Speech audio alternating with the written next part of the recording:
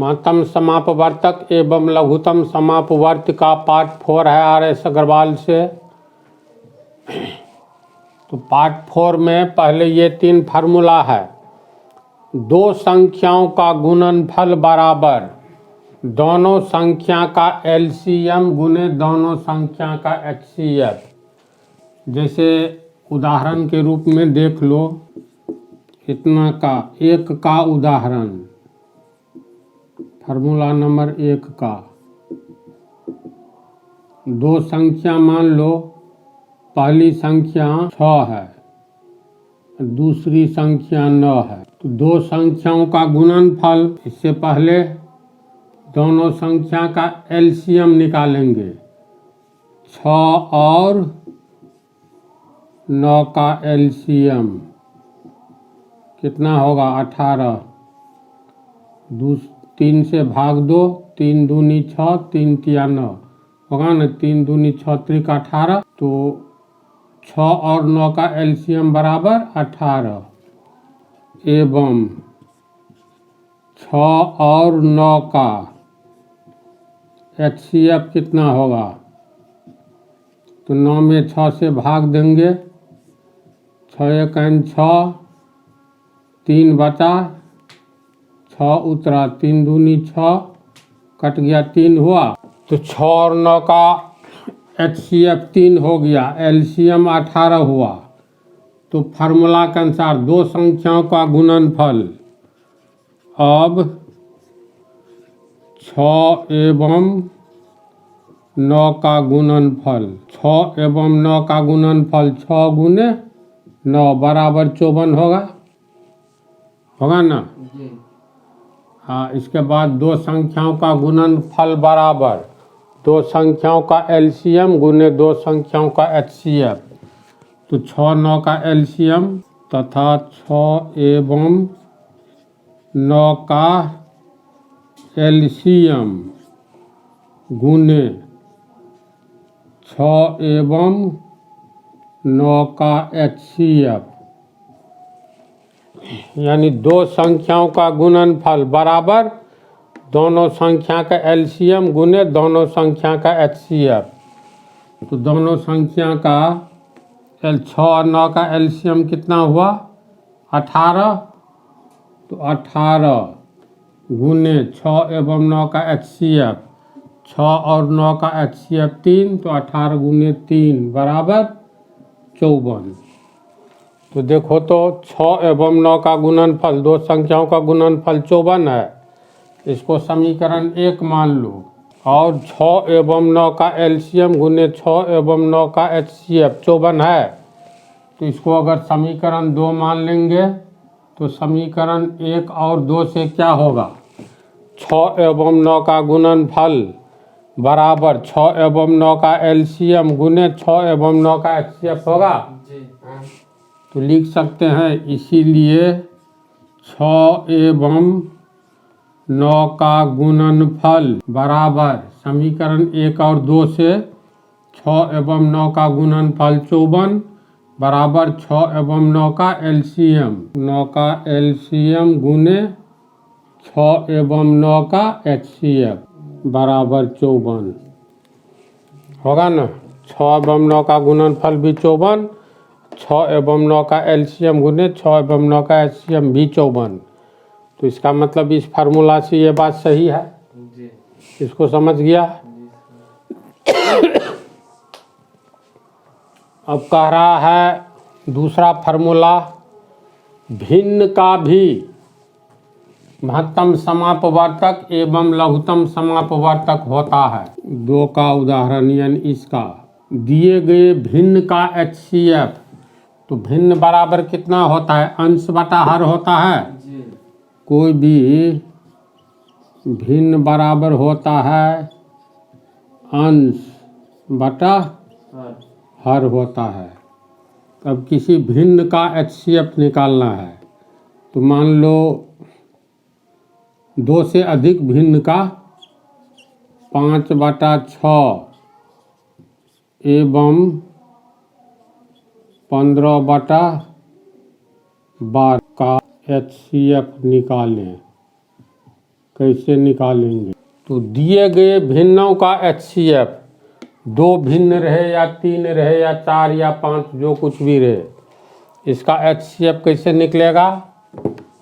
तो 5/6 एवं 15/12 का HCF, 2 दिए गए भिन्नों का HCF बराबर अंशों का HCF, यानी अंशों का HCF महत्तम समापवर्तक बटा हर का, यानी हरों का LCM।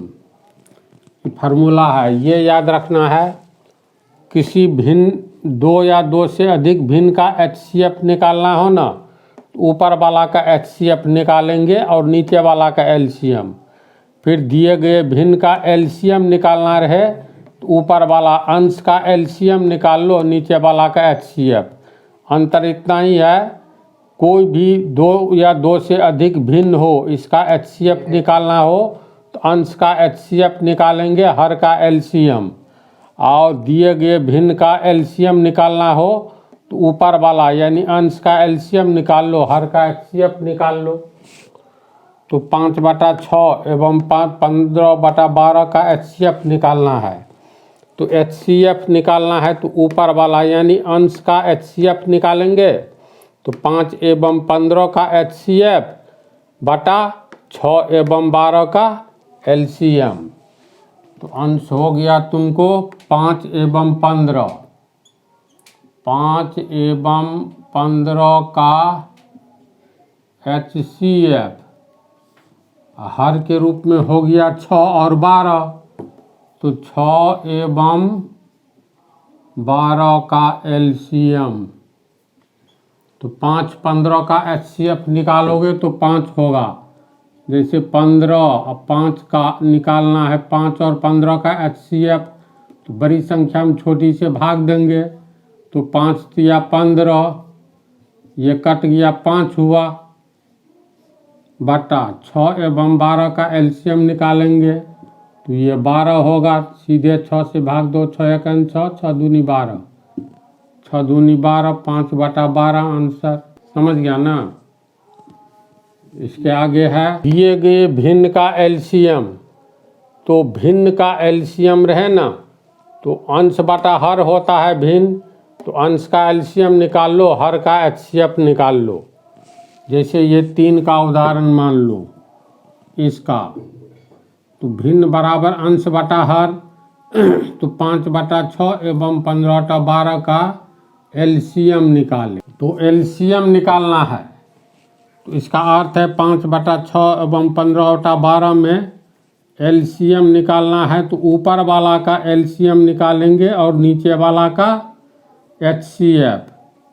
ऊपर वाला होता है अंश, तो अंशों का LCM, हरों का HCF निकाल लो। तो 5 और 15 का LCM निकलेगा, इसके बाद 6 का और 12 का HCF। तो 5 और 15 का LCM 15 होगा, निकालोगे ना 5 15 का, तो ये 15 होगा।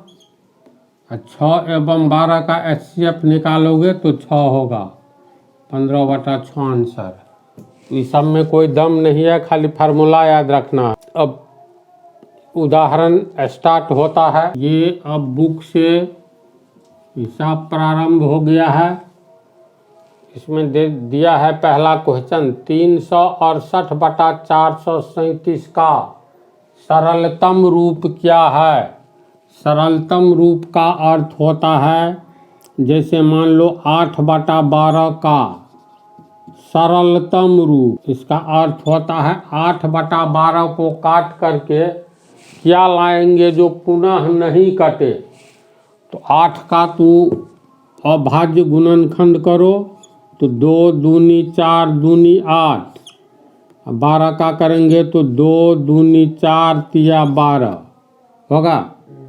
ये 2 कट गया, ये 2 कट गया, बच गया 2/3। यानी 8/12 का सबसे सरल रूप 2/3 है, क्योंकि ये भी 4 से कटेगा, ये भी 4 से कटेगा। अब नहीं न 2/3 कटेगा, ये हो गया सरलतम रूप।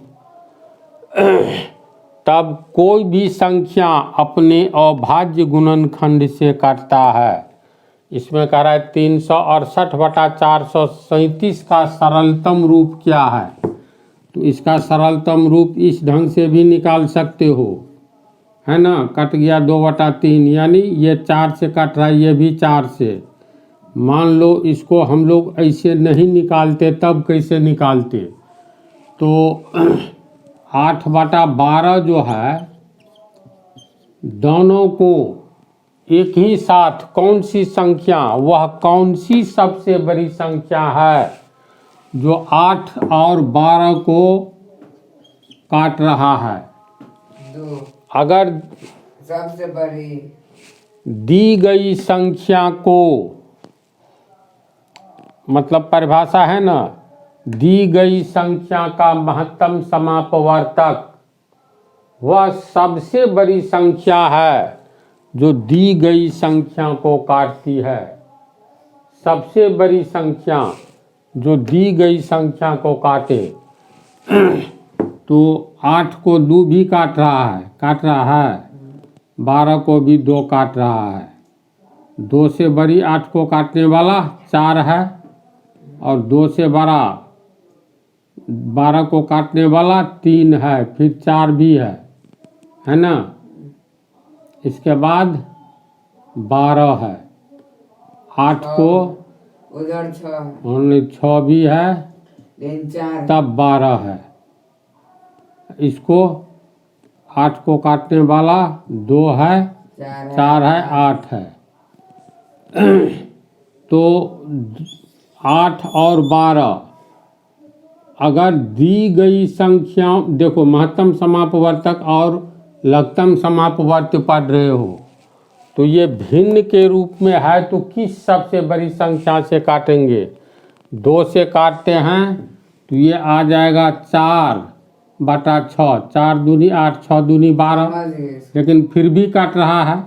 तो इसका अर्थ है डायरेक्ट सबसे बड़ी संख्या से काटो, ताकि 8 भी कट जाए और उसी बड़ी संख्या से 12 भी कट जाए।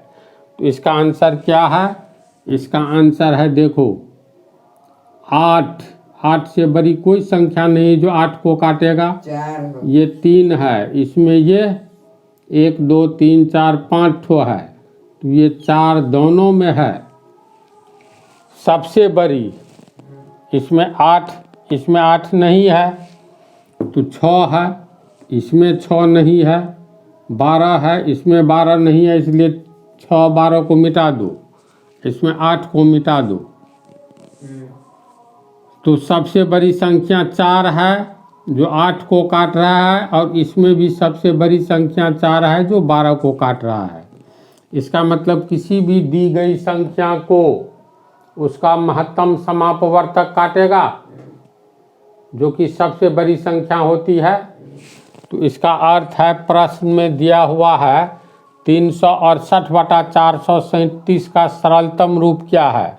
तो सबसे बड़ी संख्या से काट दो, और दोनों संख्या को अगर कोई सबसे बड़ी संख्या काटेगी तो वही सबसे बड़ी संख्या दोनों का महत्तम समापवर्तक कहलाएगा। 368/437 का सरलतम रूप लिखेंगे तो क्या करना होगा।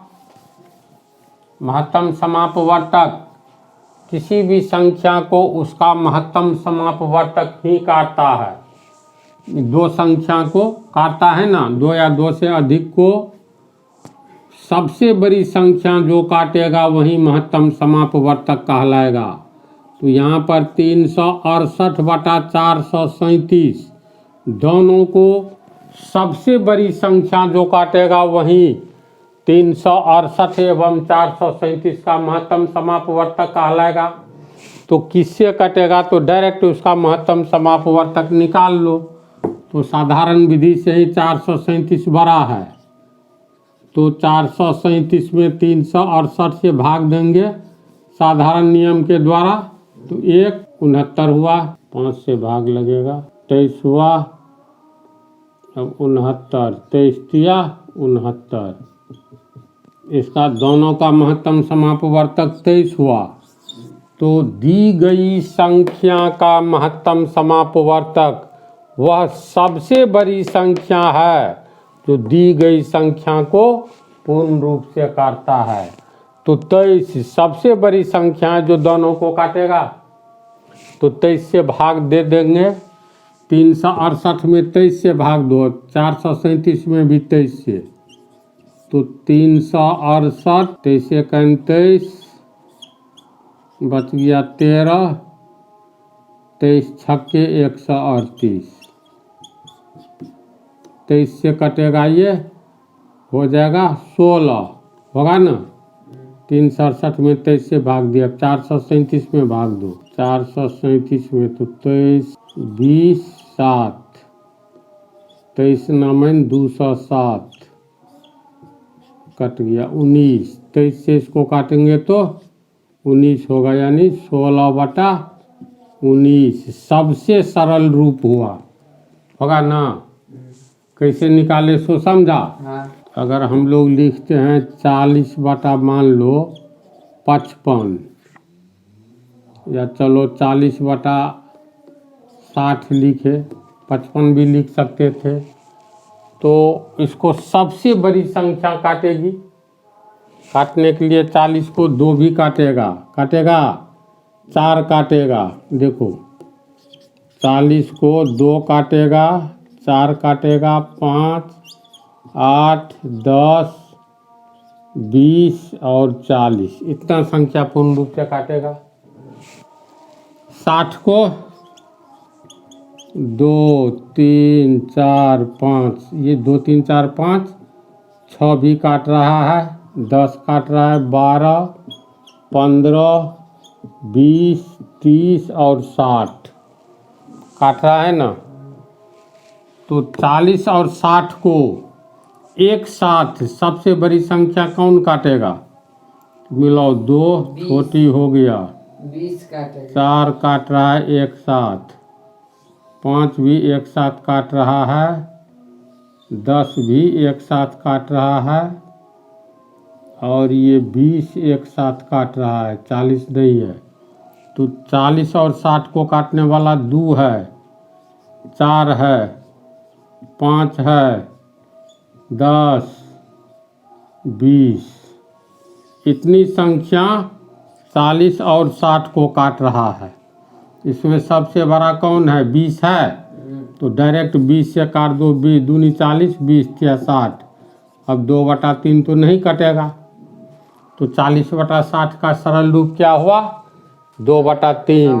अरे 84, 126 एवं 140 का HCF निकालना है। तो 84 का अभाज्य गुणनखंड निकालो। 84 का अभाज्य गुणनखंड, 2 से भाग देंगे 42, 2 से भाग देंगे 21, 3 7 21। देखो सब अभाज्य संख्या आ गया है ना। 2 भी अभाज्य, 3 भी अभाज्य, 7 भी अभाज्य। तो 2 दूनी 4 किया, 12 7 84। अब 126 का निकालो अभाज्य गुणनखंड। तो 2 से भाग देंगे 63, और 63 को तोड़ेंगे तो 3 तिया 9 7 63।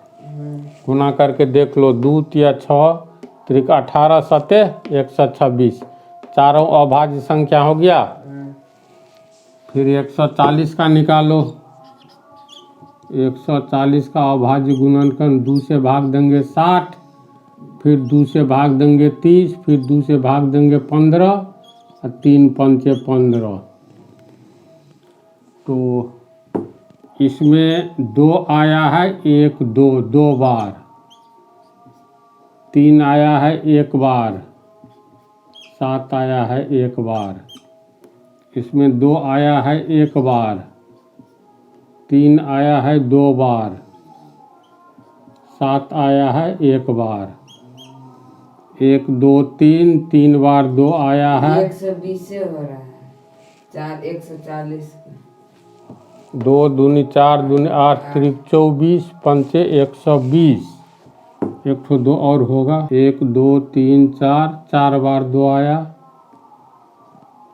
3 आया है 1 बार, इसके बाद 5 आया है 1 बार। तो चलो अब इसमें दिमाग लगाओ, HCF निकालना है। तीनों संख्या का 240 हो जाता है। 140 है, 2 दूनी 4 दूनी 8 दूनी 16 तिया 48 पंचे 240, गड़बड़ हो गया। 2 से भाग देंगे 70 आएगा ना, हाँ, फिर 2 से भाग दिए 35, 35 का 5 गुने 7, 2 का पावर 1 2, 5 का पावर 1, 7 का पावर 1। अब इसमें महत्तम समापवर्तक में क्या बोले थे, याद करो। जो सबसे बड़ा है, तीनों में सबसे बड़ा फैक्टर 2, पहले चुनेंगे 2 का। सबसे छोटा 2 का पावर 2 है, 2 का पावर 1 है, 2 का पावर 2 है, तो 2 का पावर 1 लेंगे। इसमें महत्तम मतलब सबसे बड़ा, उल्टा सोचेंगे सबसे छोटा घात वाला लेंगे, तो सबसे छोटा घात वाला हो गया यहाँ 84, 126, 140 का HCF बराबर, अब ये न बतलाए थे, हाईएस्ट कॉमन फैक्टर। इसमें न्यूनतम वाला घात लेंगे। देखो 1 2 3, तीनों में 2 का पावर 1 है, हाँ, सबसे छोटा। सबसे छोटा पूरा में सबसे छोटा वाला लेंगे। 3 का पावर 1, 3 का पावर 2, तो 3 का पावर 1 लेंगे। इधर 7, 5 भी न है, तो 5 का पावर 1, 7 का पावर, तीनों जगह 1 है। सबसे छोटा पावर वाला जो कॉमन है वो भी, जो कॉमन नहीं है वो भी ले लेंगे, लेकिन सबसे छोटा पावर वाला। अब इसको गुना करेंगे, 2 तिया 6 पंचे 30 सत्ते 210 आंसर। नहीं, गलत है, उसमें ठहरो, इसमें देखो उसको लेना है। सब में कॉमन यहाँ क्या है, तीनों के अभाज्य गुणनखंड में सब में कॉमन हो, लेकिन लोएस्ट पावर का हो, तो इसमें 2 है कॉमन, है ना, तो 2 लोएस्ट पावर वाला ये है, 2 का पावर 1, तो 2 का पावर 1 लेंगे, यानी 2 लेंगे। अब 3 देखो, तीनों में कॉमन नहीं है, तो 3 छट जाएगा। 7 तीनों में कॉमन है, अब पावर 1 है, तो 7 का पावर 1 यानी 7, 2 सत्ते 14 आंसर। अब 14 ही वह सबसे बड़ी संख्या है जो तीनों को विभाजित कर रहा है, इसलिए 14 आंसर होगा। HCF के अभाज्य गुणनखंड में बोले थे ना, तीनों में जो कॉमन रहे, और कॉमन में भी सबसे छोटा पावर वाला, तो यहाँ 2 है कॉमन तीनों में, सबसे छोटा पावर 2 का 1 है, तो 2 का पावर 1। 3 नहीं है तीनों में, 5 भी नहीं है ये दोनों में, 7 तीनों में है, तो सबसे छोटा पावर 1 के है, तो 1 ठो 7 ले लो, तो 2 सत्ते 14 आंसर। समझ गया। अब पार्ट 5 में हिसाब ही चलेगा।